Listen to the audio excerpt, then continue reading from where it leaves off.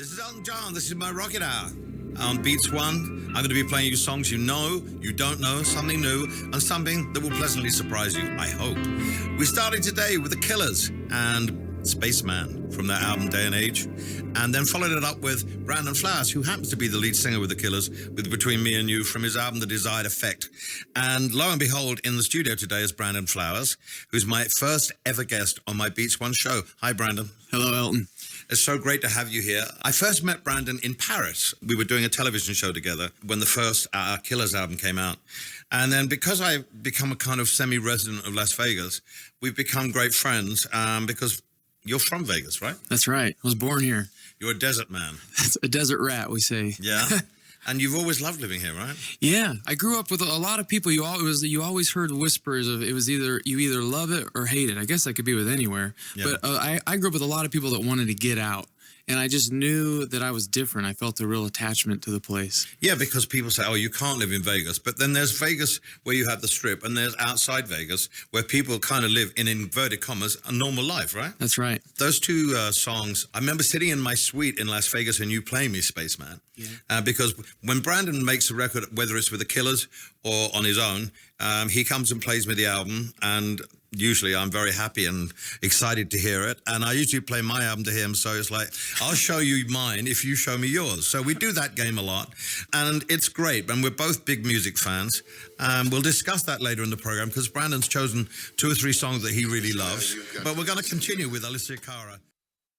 Now, back to Brandon Flowers is my guest today.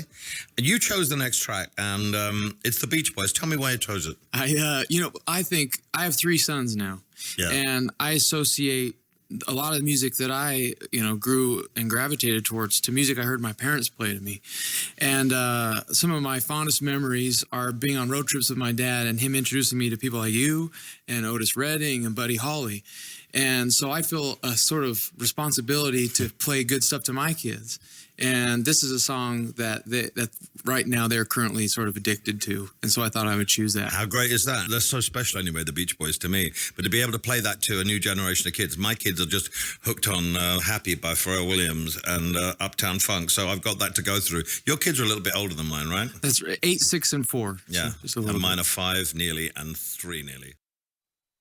Okay, now we're going to play a soul song by a singer called Frederick Knight. Do you know who Frederick Knight is? I do not. Okay, well, I'm much, much older than you, so I will know probably soul records that you don't know. And I try in this program to play some soul records that I love that most people wouldn't know, not as famous as, say, Respect by Aretha Franklin or Sitting on the Dock of the Bay by Otis Redding. And Frederick Knight made this record, and I loved it. So here it is, I've Been Lonely So Long.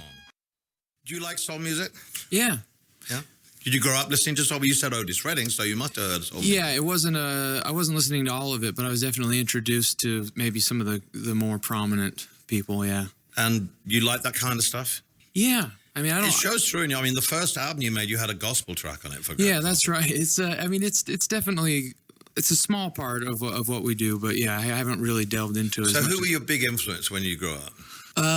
When I first started, the first rock band I liked was the Cars. Right. And grunge was happening when I was sort of coming of age, and it just was a little bit heavy for me. Right. Something strange, I'm just being honest about it. People, for some reason, people are confused when I say it, but it really was it was too aggressive for me or something.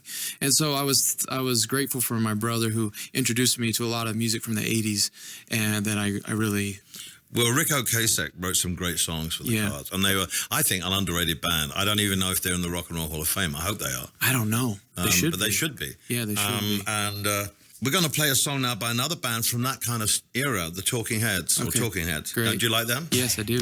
This isn't one of them, when people talk about Talking Heads, this probably isn't one of the tracks they would sort of think of straight away, but I've always loved that because it's so happy. And today I wrote to someone saying, not a lot of people make happy records anymore. Listening to 60s records, people wrote such happy records and happy songs. And this is a happy song. It's Talking Heads. I was talking to Brandon about Talking Heads, and when they broke up, they didn't break up, they formed another band called Tom Tom Club. And you were telling me something interesting. Tell me. Oh, yes. Well, they used to tour together. The Tom Club would open for the Talking Heads, and in certain countries, I guess the Tom Tom Club were bigger, and so the Talking Heads and them would switch and swap. That's a fantastic idea. Yeah. It's like killing two birds with one stone. Yeah, right? that's great. Well, Tom Club were enormous, and that's a good idea. I'm going to play one of the tracks in a future program because it just reminded me of it. This next track you chose, and it's a big surprise because I didn't know you were into this kind of music, but I'd never heard this track. And it's by a guy called Sturgill Simpson. It's called Long White Line. Tell me why you chose it. Because I grew up in Las Vegas, but I also, when I was 9 years old, my parents moved to a small town in Utah. And I had a very country kind of upbringing there from when I was 9 till when I was 16. And so I was really familiar with what was popular on country and some of the classic outlaw country and things like that. And I've just sort of watched it. I'm not, the first person to say this, but it's just sort of changed so much, country music, and it's become, I guess it's a dirty word to a lot of people, popular country music. And there are a few new artists that are coming up that play it the way that I think it was intended to be played. Like who, for example? Well, this guy Sturgill Simpson is a great example. Is he new? Yes. Wow. Yeah, he's from Kentucky. And wow, this sounds so old. I know, but he just sounds so authentic. And oh my God, it's so refreshing. You turned me on to Sturgill Simpson. I thought this was an old track. This is new. No, yeah. Well, this is how country music should sound. That's why I love this song. Yeah. This is called Long White Line, and it's by Sturgill Simpson. Were you ever a James Brown fan? I know probably only the main songs. I don't have to know the deep tracks. Yeah, Mick Jagger always said that James Brown was probably one of his biggest influences because apparently he used to go and watch him at the Apollo and check him out and sit there and watch every show. Because at the Apollo you did like 5 shows a day. Yeah. And James Brown was probably, as a dancer and the moves he did was one of the most incredible men to watch. And very, not underrated because he's, called the Godfather of Soul or whatever. But there's more to James Brown than meets the eye. This next song, I think when it came out, astounded people in the fact that it was not like I Feel Good or some of the funky stuff he did. This is a beautiful song called It's a Man's World. Just put out your album, The Desired Effect, which I loved, and it's one of my favorite albums of the year. And I suppose it's right about now you're thinking about writing another Killers record, right? That's right, yeah. And so how's that going? Pretty good. One thing is we do a Christmas song every year, which you know about. I did one of them, yeah. You did Joseph, one of them. Yeah. And this year is going to be our 10th. And so it's sort of a nice icebreaker. We're getting back together to finish this Christmas song. Record, yeah. And then we'll start writing after that. Because I said to you the other day, it'd be great once you've done 10 or 12 to put out an album. Yeah, it would be great because they're really great. For those of you who don't know this, the Killers make a Christmas song every year, and they're really brilliant. And I just think it's a wonderful idea. How do your parents feel about what's happened to you? It was exciting. It was really exciting. You always hear about resistance that people get from their parents, and I think they were just so excited by it all. We played in everywhere from seedy dive bars to transvestite clubs when we were first starting, and my mom and dad came to every single one of those gigs. Did you ever see me at the transvestite club? No, I was looking. I used to sideline at those kind of places. But obviously you came from a big musical background because you said your dad played you the Beach Boys and Otis Redding and me. Yeah. And so they must love music too, right? They did. It wasn't explained to me, I don't think as well as it could have been. I specifically remember one time, the Beatles song, The Secret. Yeah. Listening to that on the oldies station with my dad, and we were working on some project in the house and I was whistling, and he didn't say, hey, that's the Beatles. He just said, oh, you like those oldies.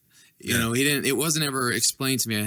I sort of had to find everything out for myself. Well, that's the great thing about music. Yeah. It's still a musical adventure. Like you playing me Sturgill Simpson earlier on. Yeah. It's always something to hear that you haven't heard before. Yeah. And doing this show, for me, it opens up a Pandora's box of things. I wake up in the middle of the night and go over to my pad and say, I've got to play that. I've got to do this. Fun, and it's just... I've lived a long time. I'm 68 years of age, and I grew up during Elvis Presley, and before that, Johnny Ray and Guy Mitchell and Frank Sinatra. So I've grown up through so much great music. There's been so much, and there still is great music. I mean, there's still great artists around, young artists who are trying to get a break. One of the things I think happens to new artists nowadays is that they get pushed too quickly to make records, and they're not nurtured enough.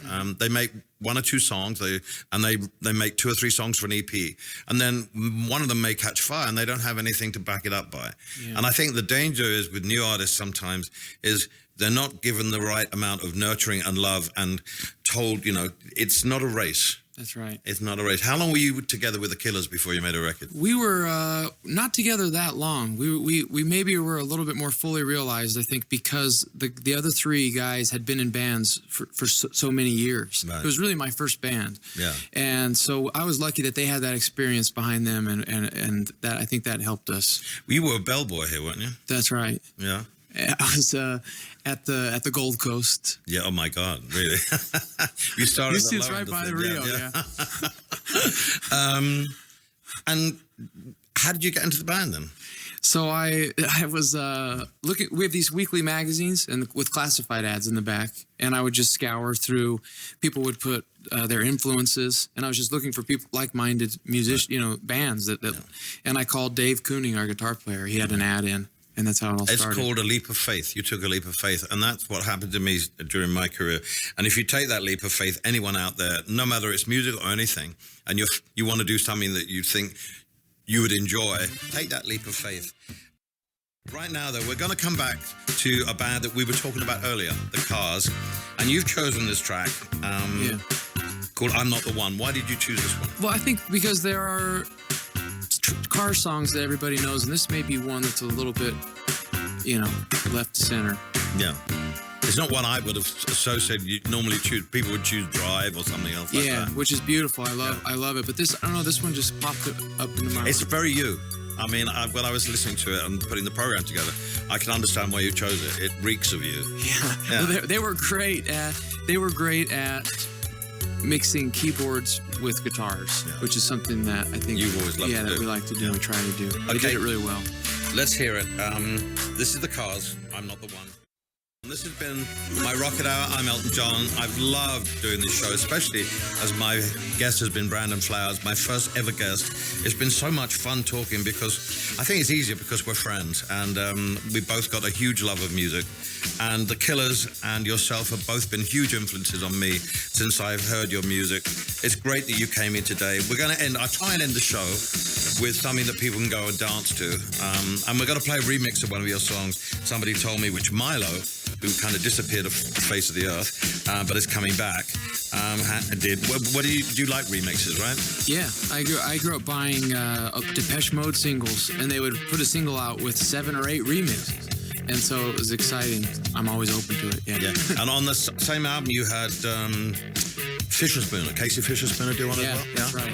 Yeah, so it's great. I love good remixes. I hate bad remixes. Yeah. This is a great mix. Thank you for coming and doing this thanks show. for having me. It's been great fun. This is The Killers. Somebody told me.